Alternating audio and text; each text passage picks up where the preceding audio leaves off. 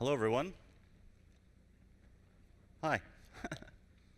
So this is creative prototyping and visualization in Unity. Now, I do apologize. The font stopped working in the PowerPoint all of a sudden, so I get this weird font instead. Not really sure why, but that's okay. My name is Mike Geig. I am the head of Global Evangelism Content at Unity. And we're going to be taking a look at how we can use Unity to prototype a creative vision, develop concept art, block out levels, and kind of kickstart a project quickly and easily in Unity. Now, I don't do a whole lot of PowerPointing, so we're going to get into a project very quickly and see how we can do stuff. And this is kind of what we're going to be prototyping here. This is, a very sort of dark, moody scene. We're going to do a lot to add some image effects to sell like camera lenses and make it look a specific way. And we're going to kind of focus in on a goal and then see what we can achieve with a set of assets that are, just random assets found on the asset store or cubes and primitives and whatever. What can we achieve with that? And that's what we're going to be doing today. So a few sources that are the stuff that I'll be using today. The first is the post-processing stack version 2. Talked a little bit about this in the keynote yesterday. You can download this from GitHub. You can also find this in the package manager within Unity. I'll also be using our volumetric lighting, which you can find on GitHub. This was something that we sort of created when we did the blacksmith in 2015, and we've used it in Atom and everything since, and it's sort of evolved with us, so we'll be using some of this volumetric lighting. And then finally, all of the assets, you'll see all the graphical parts, those are all from the asset store, just random packages. The whole point was to see what could be built with just prototype art assets from the asset store, with cubes, just stuff from wherever. All right. So, like I said, I don't do a lot of PowerPoint, so let's just get right into it. So here I am in Unity, and I have a scene open, and this is going to be just sort of my prototyping scene. I also have a little control board game object down here that's just going to have some buttons I'll use. And the first thing I want to point out is just, there's nothing particularly special about the scene. I'm not really using much lighting. I think I have just a directional light. And, we've got these weird boxes. These all just came from the asset store, these buildings and stuff. They're just really generic assets that were found. But pay attention to these because we're going to be finding a lot of use for these, especially things like this building here. We're going to be seeing this a lot, but we're going to find very creative ways to use it. Again, the whole point is we're prototyping a concept. We're trying to make it so, we don't spend a lot of time in production working on an idea that may not work, that may not pan out. I don't want to spend a lot of money and time and then find out, oh, hey, this just doesn't look the way I wanted it to, or this isn't good, we don't want to go this way. So we want to do these things quickly and as inexpensively as possible. And so I'm going to just kind of fly down here a little bit. And this is the alleyway we sort of have set up here. And you can see I've just got some random items. As a matter of fact, remember that building I just told you to remember? That's this right here. We just made it small and turned it sideways and stuck it on the side of a building. And then we just have cubes. These are all just primitive cubes here with just some textures on them. There are more of those buildings right there. And that building again here. And we've got just some of these sciencey looking buildings. We're pretending they're generators or whatever. Just these weird like little sci-fi buildings just sort of stuck everywhere. All right. And so this is, this is the scene I'm going to be starting with here. Now on my camera, my main camera, I have a couple things already set up. So the first is I have this post-processing layer component on it. It's turned off right now, but later when I turn post-processing on, it's just going to be turning on this component. I also have the atmospheric scattering and volumetric fog components already on here. Again, they're not turned on right now, and when I do turn them on, I'm just going to be turning on this component. So when I said earlier that we were using the volumetric lighting from, like, say, Blacksmith and Atom, that's what those are. We just downloaded them from GitHub, stuck them on our camera, that's it. Not much to it. All right. So one of the ideas is that, again, we're prototyping an idea, we're prototyping a concept, and one of the cool features that we announced last year and that we've gotten a lot of mileage out of is the ability to, say, prototype some stuff with primitives and assets, and then export that directly into things like Maya or 3D Studio Max, do more modeling in that, and then import it directly back into Unity, all in the right place. We have this sort of round tripping. All right, and that's kind of a cool way that we can prototype, move into Maya, come back, prototype some more, move into Maya, and so on and so forth. We could also utilize things like ProBuilder now, just to ProBuild and sculpt and scale some levels there. But this is the alleyway I'm looking at, and the first thing I'm going to do is I'm just going to go ahead and turn on this atmospheric scattering, and you're just going to see that's just going to add a little fog in the back there, and I'm also going to add some volumetric fog. Now the volumetric fog is just going to add a little bit of color and haze to our scene. The concept of this scene is that we want something that looks very much maybe like Blade Runner, right? We want something that's going to be, a lot of like dark, wet, maybe it's at night and it's raining, but we also want to have a lot of bright neon signs, a lot of electrical, a lot of just bright, kind of what it looks like outside today, right? You got all that rain coming down, and then you also have, a lot of bright lights around. And so we're just going to have some fog that's going to have this concept of sort of haziness to it that we're going to want. We also want the darks. We're going to want the shadows to look very cool, so we're going to use a lot of blues for shadows. And we want the highlights, the bright lights to be very red or magenta, so we have a lot of warm tones there. But we'll get to that when we start talking about the post-processing. All right, so the first thing I'm going to do is I'm just going to hit play, and I'm going to look around in my scene. And the first thing I'm going to see is that, I get these sort of weird artifacts here because there's a lot of like sort of water puddles on the ground. This, by the way, is just a standard material standard shader that has some specularity and some smoothness to it to make it look like wet puddles.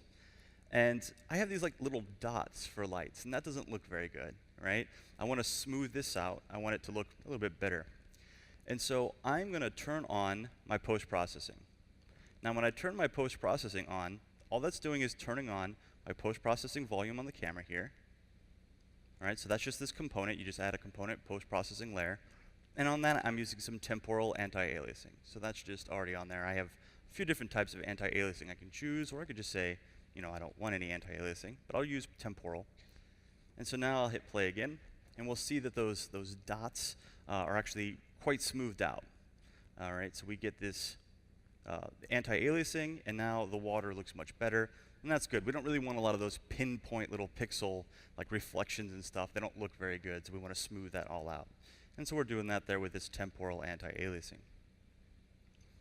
And so now what I want to do is I'm going to maybe pay attention to some of these reflections. My reflections aren't very good right now. We're using just sort of a reflection probe to just provide reflections to our specular or smooth areas. And I'm going to really kind of show you even more what I mean. What I'm going to do is I'm going to turn on some emissives. And now these emissives, these are just cubes. Right? There's nothing special about these. They are literally cubes with just a standard shader on them, standard material, that happens to just have an emission color. Right? So nothing special there. And all of these emissions, these are just cubes. And so I'm going to turn on these emissions. Ooh, not click on everything there. I'm going to turn on emissions. I'm also going to turn on these signs. These signs just came from the asset store. There was a signs pack, so we just grabbed that. And now I'm going to go ahead and hit play. And we're going to see maybe one of the issues we're having with reflections. And so if I look in here, you would think that if I was, looking here in real life, I would see the reflection of this sign here in the water there, but I don't. I also, can see some reflections over here from our reflection probe, but they're not like real reflections, right? Because this sign I'm seeing here is really up here. I should be seeing it, down here. So my reflections are not right. They're easy. This is cheap. We're using a cheap reflection probe to do this, but there's going to be a better way. So here's what I'm going to do. I'm going to go into, I have this game object here called PPS volumes, post-processing volumes. And I have one called global.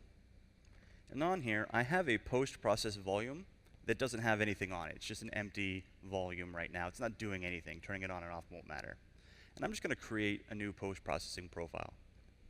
And so now what I'm going to be able to do is I'm going to be able to stack these effects that are going to really overhaul the way this scene looks. And you're going to be quite surprised by this. So this is taking a second on my laptop here. It's thinking about it. There we go. So I'm just going to go add effect, Unity. And then I'm going to go screen space reflections. Now that's automatically going to make our reflections much better in this scene.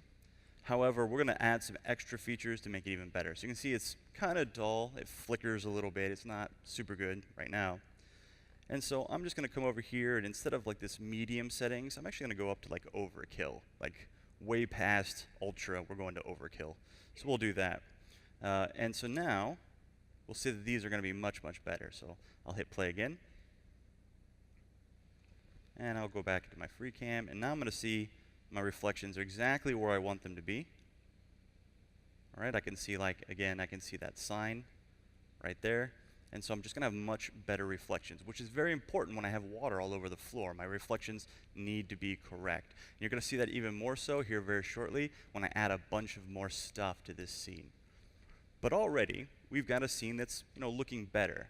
If I were to give this to some, say, level designer at this point, they'd be able to start blocking out some stuff, seeing kind of what we're looking at. Maybe a concept artist could start working with some of those colors and some of the neon signs and stuff like that. So I'm already starting to get a feel of whether or not this idea will work. And so the other thing I'd mentioned earlier is we're trying to sell the concept of a lens. This is a film, maybe. This is or maybe a cinematic experience where we want it to feel like it's being recorded through a lens. And so we're going to add some effects that are going to make us feel like this is a lens. All right, and it's going to add to the moodiness. It's going to allow us to do things like flares and just all the cool things from movies and stuff like that are generally results of lens artifacts. And so what I'm going to do is I'll add another effect here. So again, I'm going to my profile, and I'm going to add an effect, and I'm going to add some chromatic aberration. Now, chromatic aberration is what happens on lenses near the edges where images start to separate. So if I see white light near the edge, it's going to split into maybe purple and green or red and blue. That's called chromatic aberration. And I don't necessarily need the color of the chromatic aberration, but I do want the distortion. So I'm just going to turn this on, and I'm just going to start adding some intensity here. And the real key with these effects is that I don't really want to overdo them. I mean, I could go really extreme with my chromatic aberration if I want, but I don't need that. That's a bit too much. So I'm just going to drop this down. I just want to do things that are subtle. I'm going to do a lot of subtle things that in the end will stack up to be something really, really cool. And so if I turn this on and off, you'll see that mostly I'm only going to notice this on the edges, right? And just kind of around this bar sign here, you'll kind of see that stretch out and separate a little bit. And so that's all the chromatic aberration I need. Another common technique when I'm trying to put together a concept, I'm trying to put together an image or a shot for a cinematography, is I always want to draw people's eyes into the middle of my image, right? And I do that by adding distortion to the edges, blur to the edges, vignette to the edges. It makes everyone want to look towards the center, and that's what I'm going to be doing here. So the next thing I'm going to do is I'm going to actually add some vignette. And again, I'm going to go subtle with this, just a subtle vignette. And that's going to add some darkness around the edges, and that's going to become important later when we start looking at some of our post-processing effects, color grading, and light. And so I'm just going to add some intensity. And you'll notice I don't necessarily have to touch any of the other options. I'm only choosing the things that I want to override. That becomes important later. All right, so I'm just going to add some smoothness here that's going to sort of blur it a bit. It won't be a hard line. I'll round it out. And so again, I don't want to click that. Again, this vignette is very subtle, right? I'm not making a big deal of it. I could go very intense with it. Obviously, that wouldn't be very good. But just some subtlety. Now, after some vignette, the last thing I'm going to do for my lens effects here is I'm going to add just a little bit of grain. Graininess is always good with a nighttime scene. It's what people expect. When you're filming in dark areas, film tends to get a grain to it. And so if it looked too sharp, it would look not real. So we're going to add just a little bit of grain. And again, you may not even be able to see this on the screen there, because again, it's very faint. When I'm in play mode, it will become more apparent because, the grain will move around more. But just a tiny bit of grain is all we really need to make this work. Again, I could go very intense with the grain, but I don't want to do that. All right. And so I have my stack going so far, my post-processing stack. So I've got some chromatic aberration, some vignette, and some grain, and that's looking pretty good. So I've got my lens effects that I'm really concerned with. Now I want to start focusing on light and color. And this is where we're really going to see things start to kick off. All right, so the first thing I'm going to do here is I'm going to add some auto exposure. So I'll go to Unity and then auto exposure here. Now auto exposure is going to do a couple things for me. So one, It's going to make it so that if my eyes, my camera, points at something very bright, everything around it will become darker. Just like if I'm staring at this light, you all become very dark. Or if I'm looking at something very dark, all my brights become much brighter, right? It's kind of like when you're inside and you go outside and the sun is so bright, you know, or you turn off the lights in a room and everything is so dark until your eyes adjust. That's what auto exposure is going to do for me. It's also going to let me balance the colors in my scene, or the light in my scene. So my brights are already pretty bright, and I don't want them much brighter, but my darks are pretty dark. And so I want to keep my lights where they are, but I want to bring my darks up, right, so that they're all kind of even and level. And so I'm just going to add some minimum EV here. So I'll just come over here and make this like a -3 point something or other. There we go. And you're going to automatically see that's going to make my darks much, much lighter. I'll fix that in a second. And my lights, I'm just going to bring these up here, and I'm just going to bring it to somewhere like around 4. Now, obviously, this is way too dark, or way too light, I'm sorry. So I'm going to change my key value here and just bring this down, and somewhere around there. And so it may not look much different, but basically all I've done is I've brought my darks up without bringing my lights up, right? So my shadows are a little bit lighter while my lights are not. I'm also going to turn on my adaptation, which is where your eyes adjust from dark to light and light to dark. And that's going to be useful for when I'm looking around or something bright, you know, shines in your eyes or whatever. The last thing I'm going to do here for this, for the lighting and sort of lens corrections and stuff, is I'm going to add my favorite, everyone's favorite, bloom. Everyone loves bloom. It's the best effect there is. Everybody knows that in order to make a AAA game, all you need is bloom. All right. The more bloom you have, the more professional your game is. And so I'm just going to add a lot of it. There we go. I feel that's good.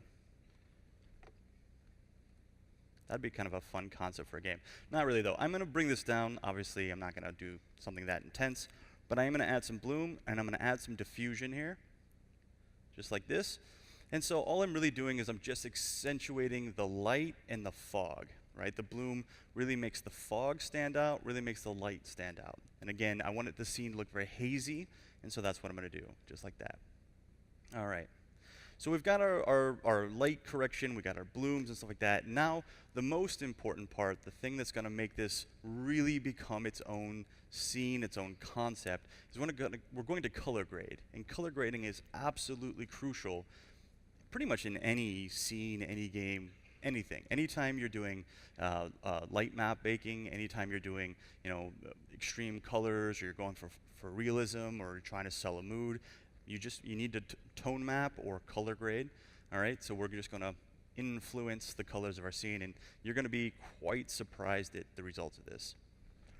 So the one thing that I'm going to do first is I'm going to add more stuff to my scene, more just little props. They don't really add much to, you know, sort of the layout, but they're just little things, right? Because any scene that doesn't have stuff in it isn't very realistic.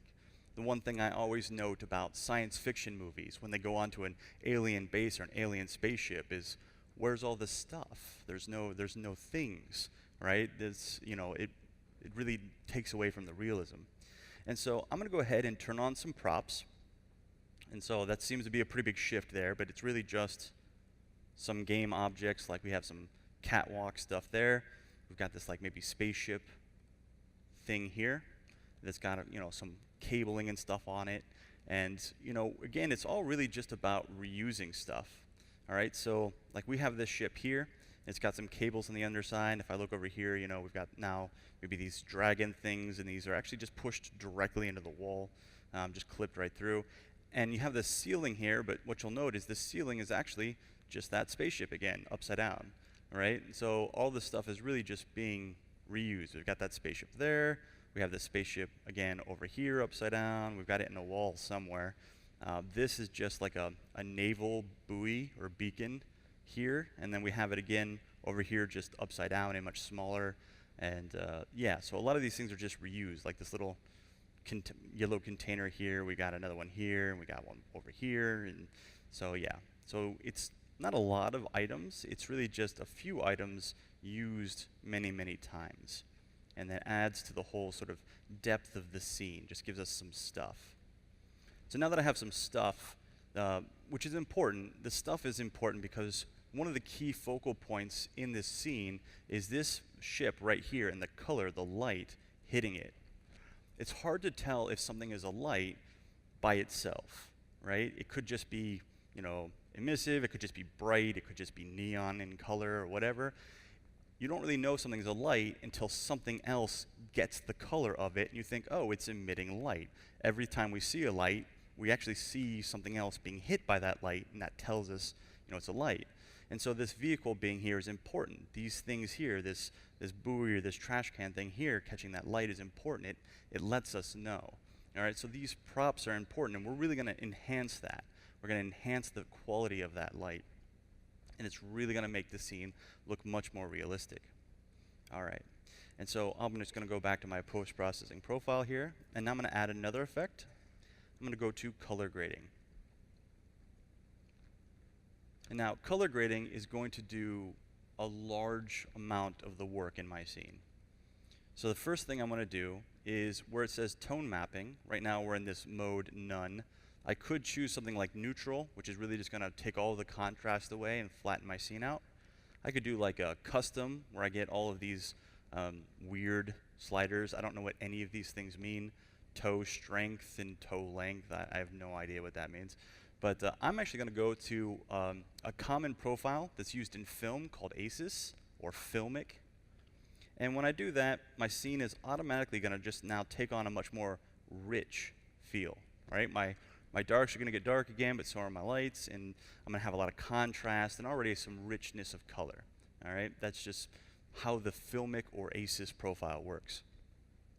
Now my scene has a lot of reds in it, and as I'd mentioned before, I really want my shadows to be kind of cold. You almost want to feel cold looking at this scene. And so I'm going to go to my temperature slider, and I'm just going to bring my temperature down a little bit, which is going to add more blues and greens and less reds and yellows. There we go.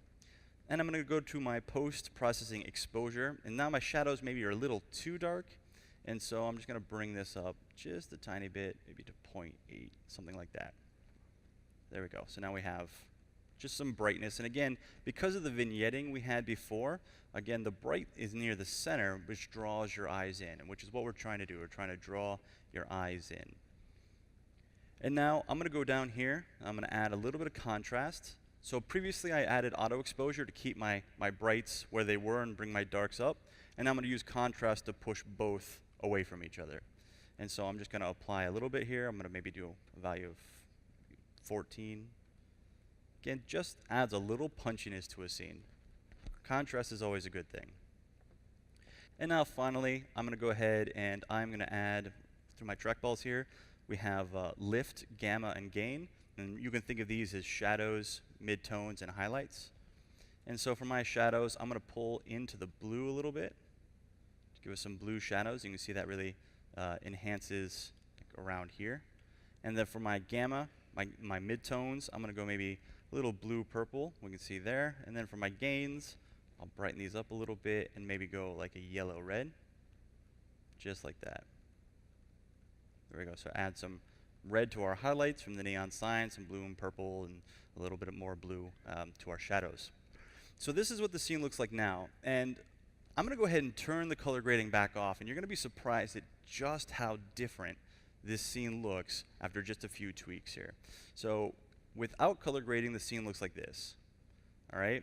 And before, it didn't really look that bad until you do the color grading and you realize that it actually looks kind of not great. It looks muddy, right? And so with color grading, it becomes punchy, the colors are very vibrant, it looks much better. And here's a very interesting thing, and most people don't realize this, all right?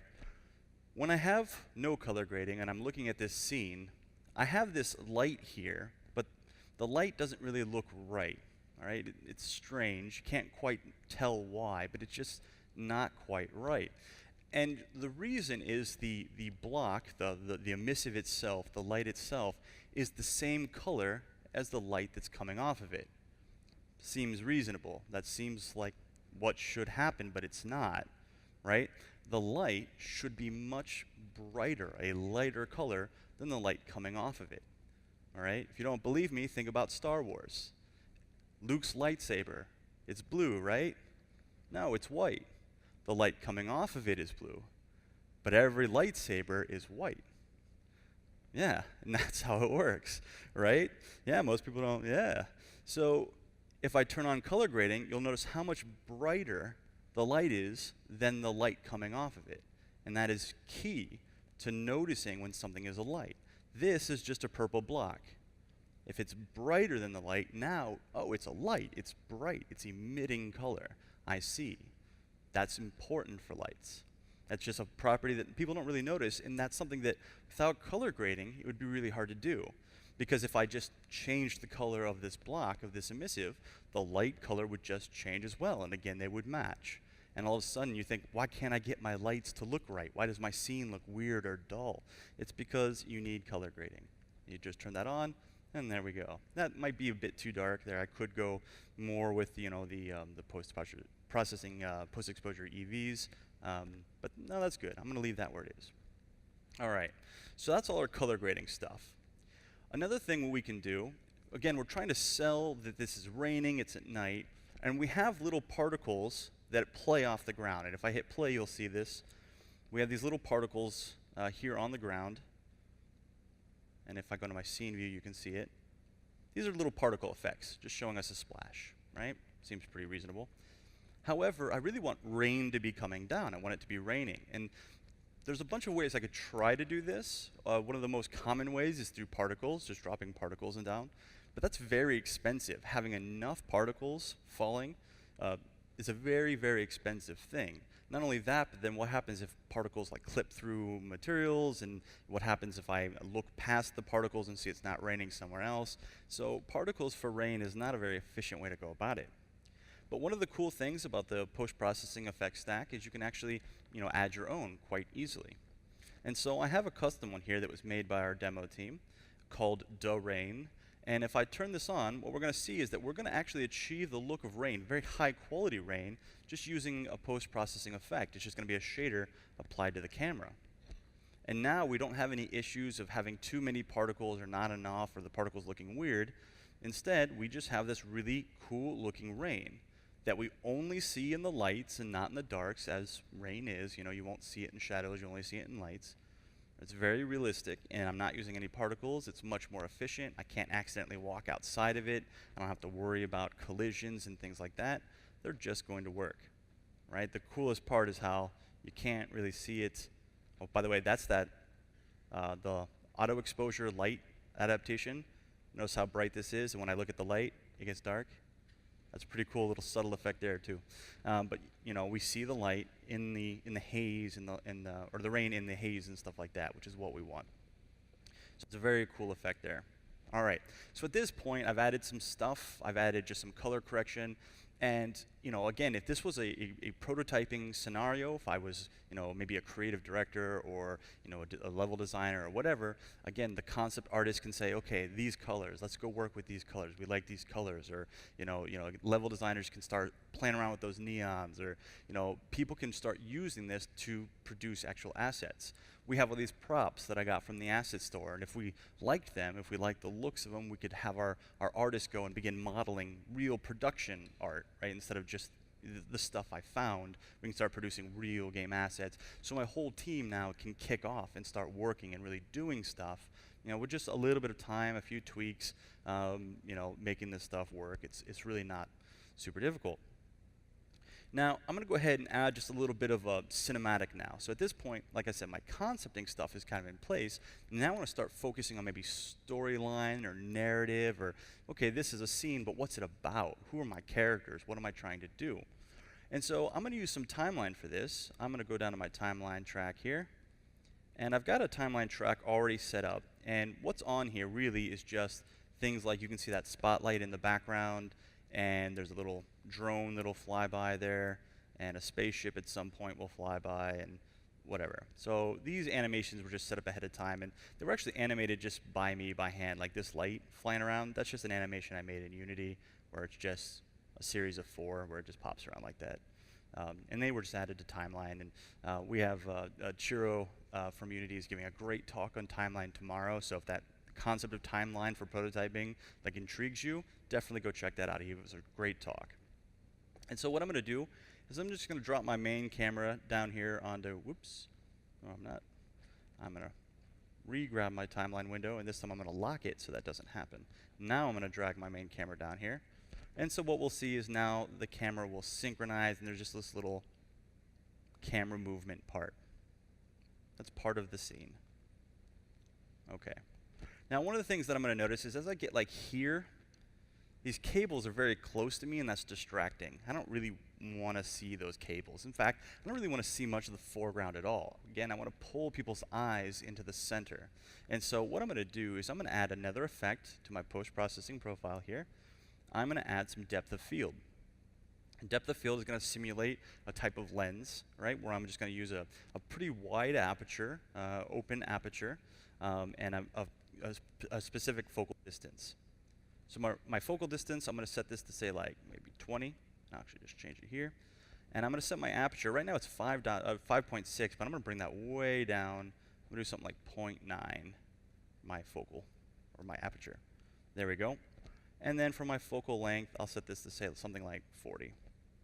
And so what I'm going to see now are those pipes become very out of focus, which means I don't want to look at them, right? My eyes are not drawn to them.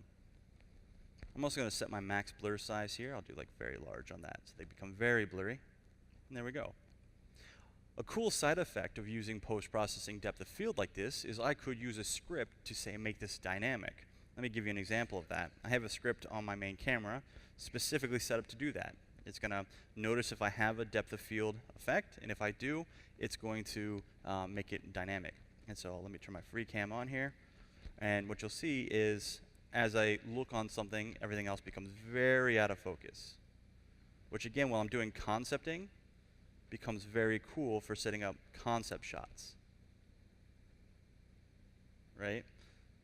So you can do kind of neat things with this. Anyway, yeah.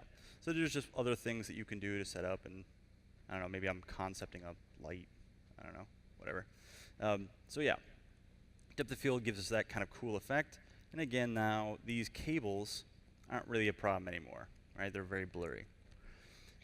Now, as I'm talking about narrative, one of the things I noticed as I was moving this around is there's this like, kind of red car right here. And that red car is, you know, interesting. It stands out. It's kind of oddly placed and whatever. Maybe I want to make this a part of my storyline, right? Maybe something to do with that car. There's something kind of important about it, or a set piece or whatever. But now I can't really see it anymore because it's out of focus. Now, I could write some code. I could try to do some scripting to modify my profiles in real time. I don't want to do that. I'm going to stay away from that. I'm going to try to avoid all code. All right? And so what I'm going to do instead is I'm just going to use a new post-processing volume. Right now, I've been doing everything to one volume, putting the whole stack on it.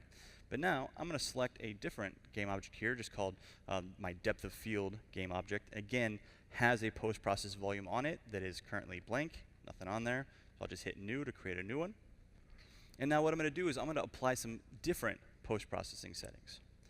I also want to point out that on this profile, my priority is 1, as where with my other profile, my priority was 0.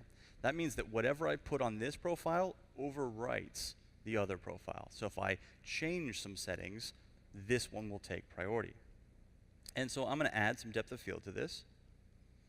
And what's going to be neat is I don't have to change really much or anything with this. I'm just going to change one value, and I'm going to let all the other values from the other stack, you know, be what they are. I'm just going to apply a slight change.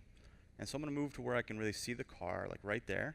And I'm just going to change my focal distance. Right now my focal distance is 10. 10 meters out in front of me is what my lens is focused on. Well, I just want to bring that focal distance in. And so I'm just going to bring this down until I can see that car really well. So maybe right about there. There we go. So now the car is in focus, right, as we can see, and everything else is out of focus. So that's good.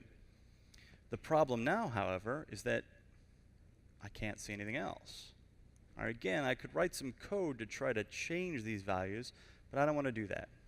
Instead, this post-process volume, they have a weight. And if I move this weight, I adjust how much of that profile gets applied.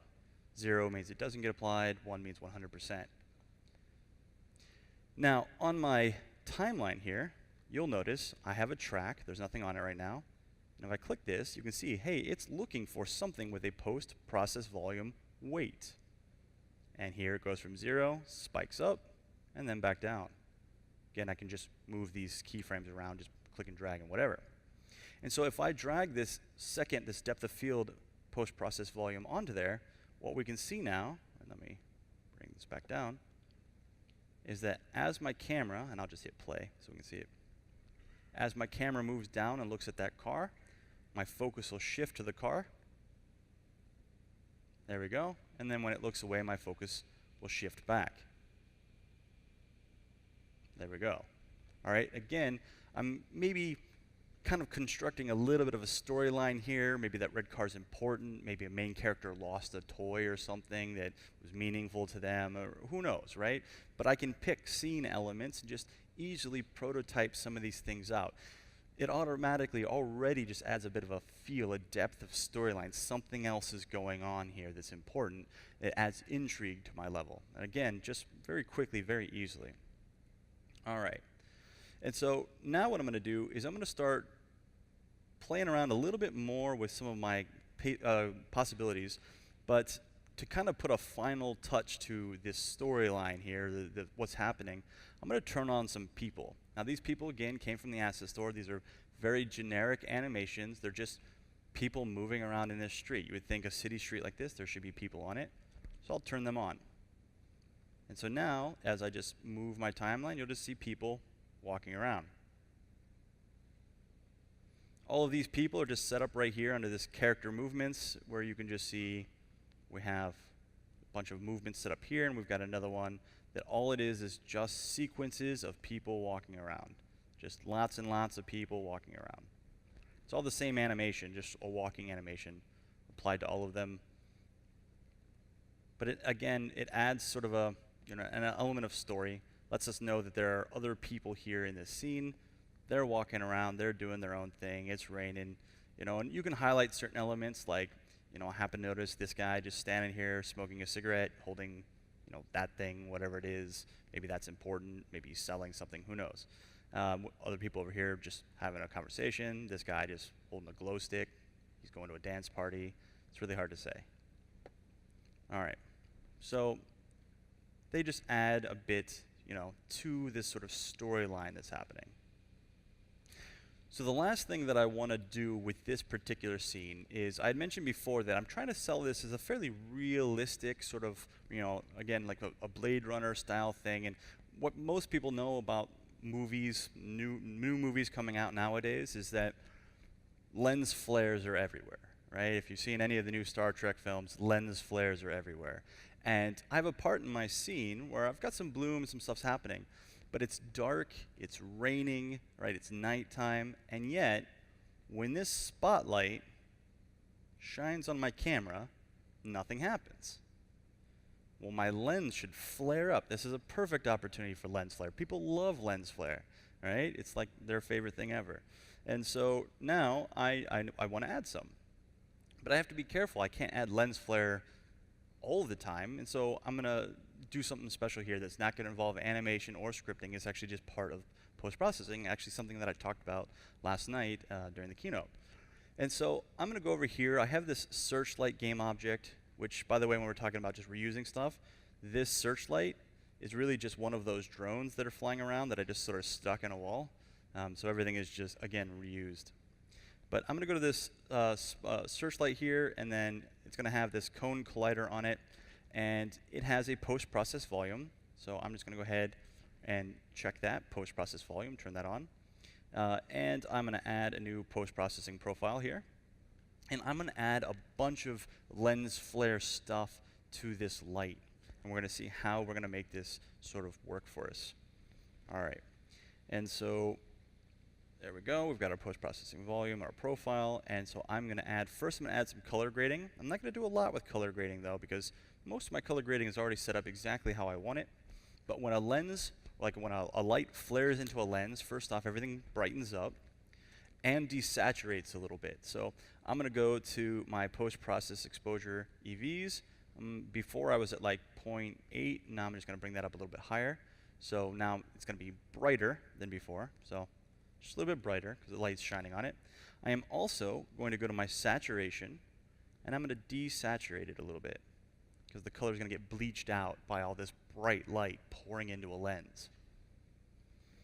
Now, besides color grading, you can see the effects of the color grading there. I'm going to add everybody's favorite bloom. And I'm not going to do a whole lot with your traditional bloom here. I'm going to lower my threshold a little bit, which is going to cause, just a little bit more bloom to apply. Right? Not a lot. But I'm going to come down here to this last one, this dirtiness. And I'm going to turn this on. And the post-processing stack comes with several of these textures for lens dirt. And now you'll see here, as I turn up my intensity,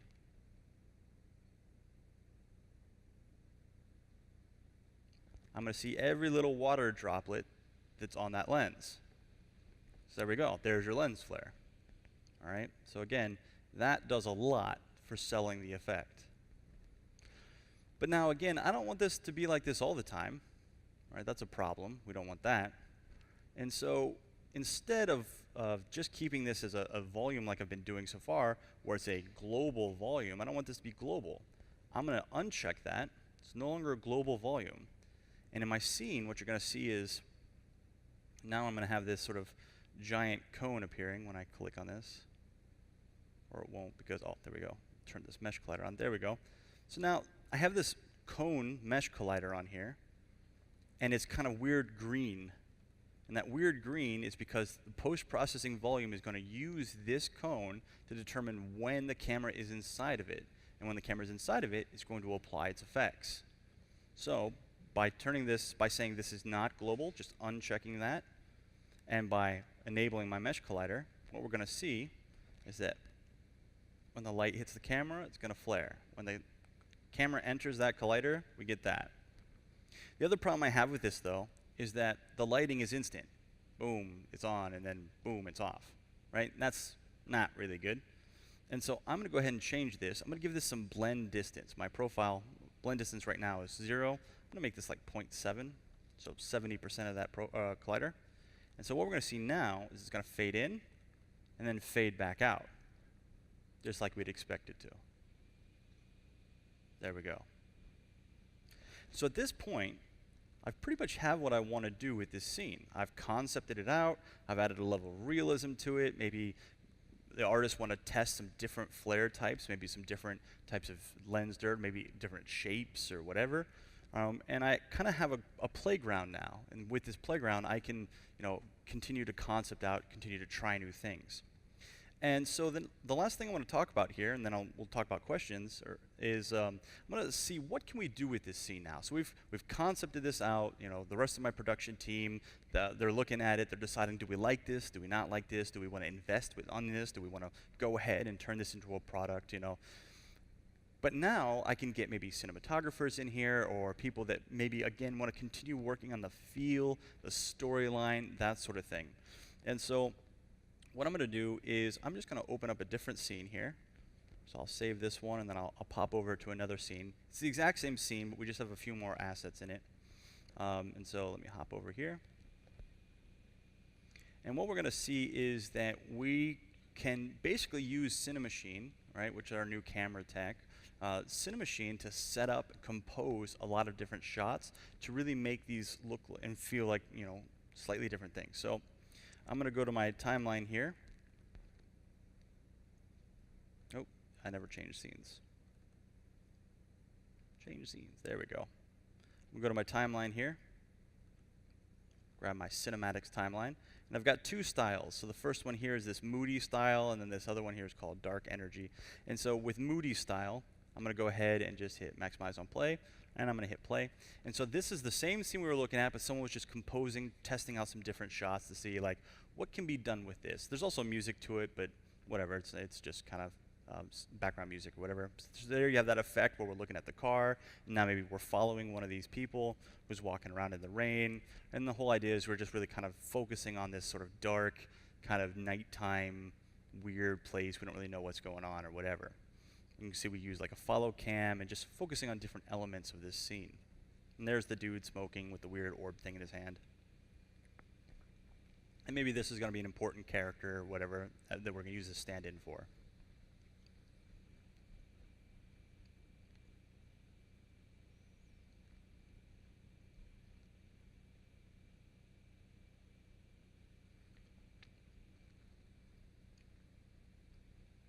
Then the whole thing ends with this ship just flying overhead there. All right. So that's one way we can look at it. All right. Again, those were all the same scene elements we saw before. But this time now, let's say, like, you know, maybe we didn't like that particular feel. Maybe we don't want it to be all moody and dark and kind of underworld kind of feel to it. So let's try a different style. And so again, same scene elements, the exact same stuff happening, and we're just using our camera to focus on different parts and see how that makes things feel. So we have that ship that was flying around overhead. Same drone, but with a different angle and at a different part of the scene. The whole thing feels a little bit lighter. This is a cool effect of Cinemachine where we can bleed out specific colors. So you can see how it's draining every color but the colors on that guy's mask. Again, quicker shots make it feel more lively and upbeat.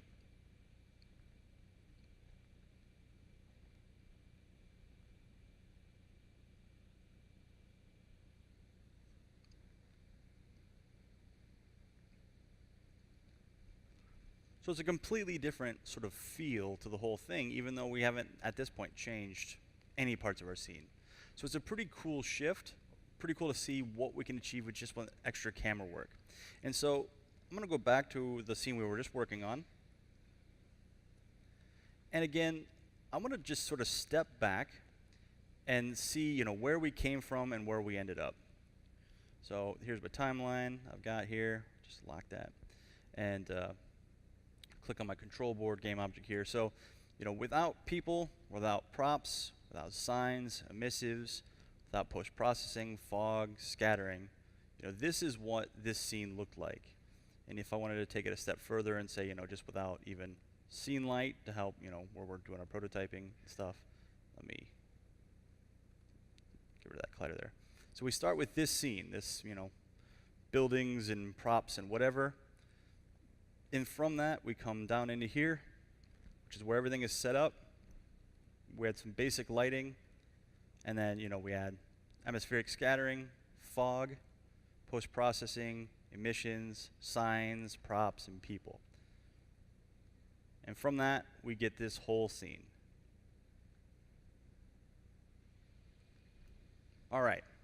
So that's what I wanted to talk about today, what I want to kind of walk us through and look at how we can just, you know, take a simple concept and how we can turn this into something that's, you know, used to begin production and do just some really cool effects. Most of this post-processing profile just adds a lot of power, a lot of ability to create a feel and ambiance to the things we're trying to do, the things we're trying to make very easily and without any code, which is also pretty cool, right? Especially if you're looking at, you know, being a designer, you know, artist, or, you know, a creative director. You don't want to have to write a lot of scripts to do these things. Okay, so we've got about 4 minutes left, and we'll see if there are any questions here. And I don't know if we do. Does not look like it. If anyone has any questions, someone wrote hi. I don't know if that's for this room or not, but yeah, if there are any questions, now's a good time. Otherwise, thank you very much for sitting in here and listening to me today. And I'll throw up, I guess, this slide here again. Just if anyone has any questions or comments in the future, you can always reach me. I'm Mike Geig, mike@unity3d.com, or @MikeGeig on Twitter. And I appreciate you all taking the time. Thank you.